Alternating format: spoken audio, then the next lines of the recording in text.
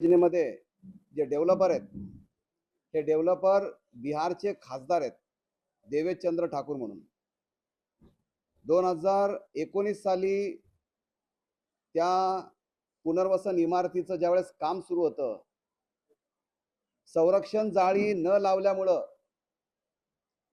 त्या पुनर्वसन इमारतीच्या खाली दगड पडला सिमेंटचा ठोकळा पडला आणि त्या दगडामध्ये त्या अपघातामध्ये तिकडची स्थानिक जी मुलगी आहे प्रतिभा शिंगारे त्या मुलीच्या डोक्यात दगड पडून त्या मुलीचा त्याच ठिकाणी जीव गेला। अक्षरशः मनाला हादरणारी गोष्ट आहे। 2019 साली ही घटना घडली। पोलिसांनी एफआयआर दाखल केला। पोलीस कुठले? स्थानिक टिळकनगर पोलीस स्टेशन। स्थानिक टिळकनगर पोलीस स्टेशनने सुरुवातीला अज्ञात इसम आरोपीचं नाव अज्ञात इसम म्हणून टाकलं आणि एफआयआर दाखल केली। त्यानंतर रहिवाशांनी मोठा त्या ठिकाणी त्यांचा आक्रोश पोलीस स्टेशनमध्ये नेला। आंदोलनं झाली आणि त्या लोकांच्या जनरेट्यामुळे पोलिसांना या बिल्डरवरती एफआयआर दाखल करावी लागली। पोलिसांनी ज्यावेळेस एफआयआर दाखल केली त्यावेळेस 3 आरोपी त्या ठिकाणी त्यांची नावं घेतली। पहिला आरोपी जतीन अरविंद मेहता, दुसरा आरोपी चेतन भानुशाली आणि तिसरा आरोपी देवेश चंद्र ठाकूर। हे तिन्ही बिल्डर आहेत। या बिल्डरच्या हेतू पुरस्सर हलगर्जीपणामुळे पुनर्वसन इमारतीमध्ये संरक्षित ज्या जाळ्या आहेत त्या जाळ्या न लावल्यामुळे त्यांच्या नाकर्तेपणामुळे त्यांच्या बेजबाबदार वृत्तीमुळे त्या मुलीच्या डोक्यात दगड पडून ती मुलगी त्या ठिकाणी वारली 2019 ला। या 3 डेव्हलपरला आरोपी केल्यानंतर पोलिसांनी केवळ एका डेव्हलपरच्या विरोधामध्ये चार्जशीट दाखल केली आणि ते म्हणजे जतीन मेहता। मग या 2 जे बिल्डर आहेत या 2 बिल्डरवरती चार्जशीट दाखल का नाही केली? तर एक बिल्डर चेतन भानुशाली हे भाजपचे नेते आहेत गुजरातचे आणि दुसरे देवेश चंद्र ठाकूर आरोपी नंबर 3 देवेश चंद्र ठाकूर हे बिहारचे विद्यमान आमदार आहेत खासदार आहेत आणि जनता दल युनाइटेड पक्षाचे नेते आहेत। आज त्यांची सरकार आहे। अक्षरशः हे दोघही किंवा तिघही त्या मुलीच्या नातेवाईकांना भेट देण्यासाठी सुद्धा आले नाही ना। त्या मुलीच्या कुटुंबाला सांत्वन करायसाठी आले ना तिला भेट द्यायसाठी आले। अक्षरशः दोघं फरार झाले। पोलिसांनी केवळ एकाच डेव्हलपरच्या विरोधामध्ये चार्जशीट दाखल केली। आम्ही हा आक्षेप पोलिसांकडे नोंदवला परंतु पोलिसांनी याचं गांभीर्य घेतलं नाही। यानंतर आम्ही एक लेटर प्रत्येक पोलीस स्टेशनच्या कमिशनरला आम्ही दिलं का हा 2 पद्धतीचा न्याय कसा काय? म्हणजे सामान्य नागरिकाला वेगळा कायदा आणि बिल्डरांना वेगळा कायदा का? माझ्याकडे चार्जशीटची कॉपी आहे। चार्जशीट आम्ही त्या ठिकाणी न्यायालयामधून काढली। न्यायालयाने आम्हाला चार्जशीटची कॉपी दिली। या चार्जशीटच्या कॉपीमध्ये आरोपी नंबर 1 पोलिसांनी नमूद केलंय। आरोपी नंबर 1 आहे ज्याला अटक केली, ज्यांनी बेल घेतली, जो बेलवरती आहे त्याच्यावरती चार्जशीटचा गुन्हा दाखल आहे। आरोपी नंबर 2 चेतन भानुशाली ज्याला अटक केली नाही, ज्याच्यावरती चार्जशीट नाही, ज्याला चौकशीसाठी बोलवलं नाही, ज्याला साधी पोलिसांनी नोटीस सुद्धा पाठवली नाही। का बरं? राजकीय वरदहस्त। आरोपी नंबर 3 बिहारचा खासदार देवेश चंद्र ठाकूर। चार्जशीट मध्ये नाव नाही, चार्जशीट मध्ये नाव आहे या खासदाराला, या बिल्डरला पोलिसांनी नोटीस पाठवली नाही, ह्याच्याकडून बेल घेतला नाही, यांनी पण बेल घेतली नाही, जामीन घेतला नाही, पोलिसांनी याला नोटीस पाठवली नाही आणि चार्जशीट दाखल झाली नाहीये.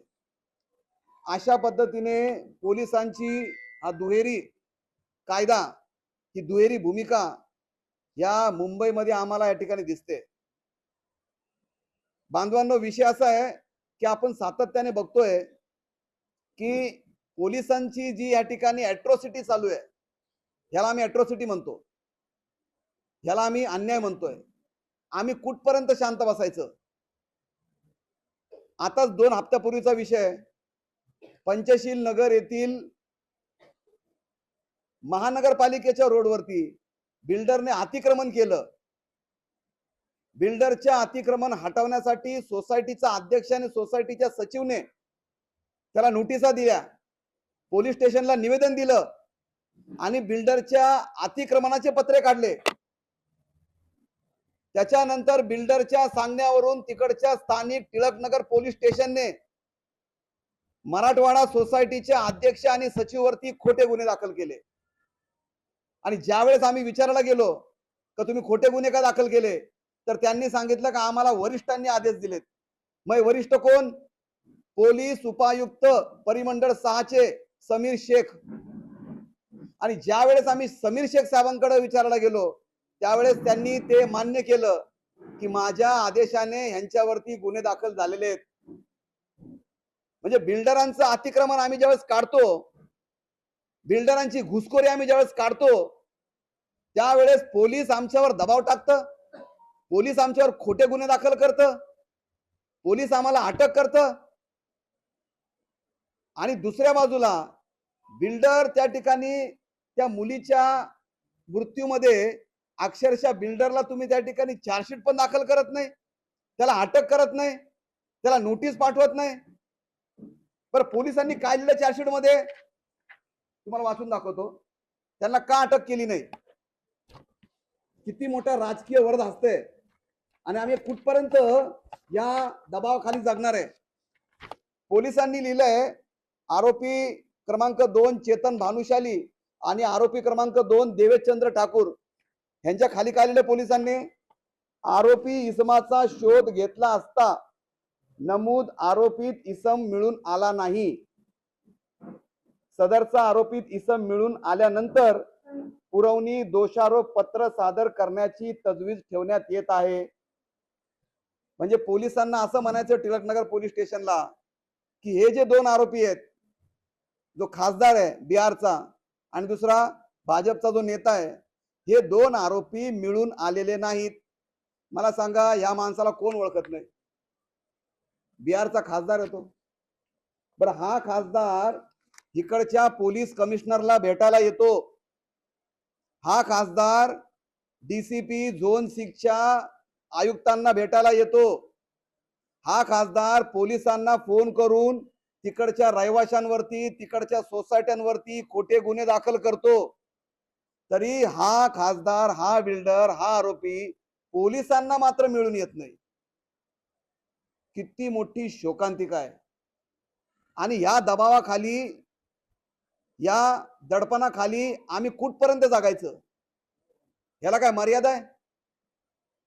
बरं, कुठला गुन्हा दाखल केला यांच्यावरती? सोसायटीच्या अध्यक्षावरती ट्रेसपासचा गुन्हा दाखल झालाय. ज्याची बिल्डिंग आहे, ज्या सोसायटीची ती बिल्डिंग आहे, त्या सोसायटीचा तो अध्यक्ष आहे, त्या अध्यक्षाला ट्रेसपासच्या गुन्ह्याखाली दाखल केलंय. म्हणजे तो कुठल्या रहिवाशांच्या घरी जाऊ शकत नाही नोटीस द्यायला. नोटीस द्यायला त्याच्या घरी गेल्यानंतर ट्रेसपासचा गुन्हा दाखल होतो. बिल्डरने पुनर्वसन इमारतीमध्ये गाळे विकले बेकायदेशीर, त्याच्यावरती कारवाई करायला गेल्यावरती बिल्डरच्या सांगण्यावरून, आयुक्ताच्या सांगण्यावरून पोलिसांनी इकडच्या रहिवाशांवरती, इकडच्या सोसायट्यांवरती खोटे गुन्हे दाखल केले. अक्षरशः हा 2 पद्धतीचा जो न्याय आहे, या न्यायाला कुठेतरी आम्हाला संपवणं गरजेचं आहे. नाही तर आमचा मराठी माणूस, आमचा भूमिपुत्र या भूमीमध्ये अक्षरशः औषधाला सुद्धा उरणार नाही. आमचा विरोधी कोण आहे? बिल्डर बरोबर लढाई करायला आम्हाला काय मोठी गोष्ट नाहीये, परंतु या बिल्डरच्या मागून पोलीस लोक जे आमच्या मागे लागलेले आहेत, पोलीस लोक जे आमच्या विरोधामध्ये खोटे गुन्हे दाखल करतात, पोलीस लोक जे आमच्यावर छळवणूक करतात, हे कुठंतरी थांबणं गरजेचं आहे. या पत्रकार परिषदेच्या माध्यमातून माननीय मुख्यमंत्री तथा गृहमंत्री यांना विनंती करतोय की कृपया या पोलिसांना आवर घाला, अक्षरशः आवर घाला. गोर गरिबांवरती, महिलांवरती त्यांनी गुन्हे दाखल केलेत बिल्डरच्या सांगण्यावरून, आणि बिल्डरवर जे गुन्हे आहेत या संदर्भात कुठलीच ऍक्शन घेतली नाहीये. म्हणून आज आम्ही या पत्रकार परिषदेच्या माध्यमातून या ठिकाणी आवाहन करतोय की या लवकरात लवकर जर या बिल्डरवरती गुन्हे दाखल झालेले आहेत, हे आरोपी आहेत, या आरोपीला फरार घोषित करा, या आरोपीवरती चार्जशीट दाखल करा, त्यांना अटक करा, आणि 10 वर्षची जी मुलगी आहे तिला 6 वर्ष झालेत तिला मरून, तिच्या डोक्यात दगड पडून, तिला न्याय मिळवून देण्यासाठी आम्ही या ठिकाणी हा विषय हाती घेतलेला आहे. सोमवारपासून आझाद मैदानमध्ये त्या लहान चिमुकल्या निष्पाप मुलीच्या न्यायासाठी आम्ही सगळे त्या ठिकाणी आंदोलन करणार आहोत, धरणे आंदोलन करणार आहोत, आणि याची दाद पोलिसांनी घेणं गरजेचं आहे, संबंधित मंत्र्यांनी घेणं गरजेचं आहे, एवढी आमची विनंती आहे. धन्यवाद.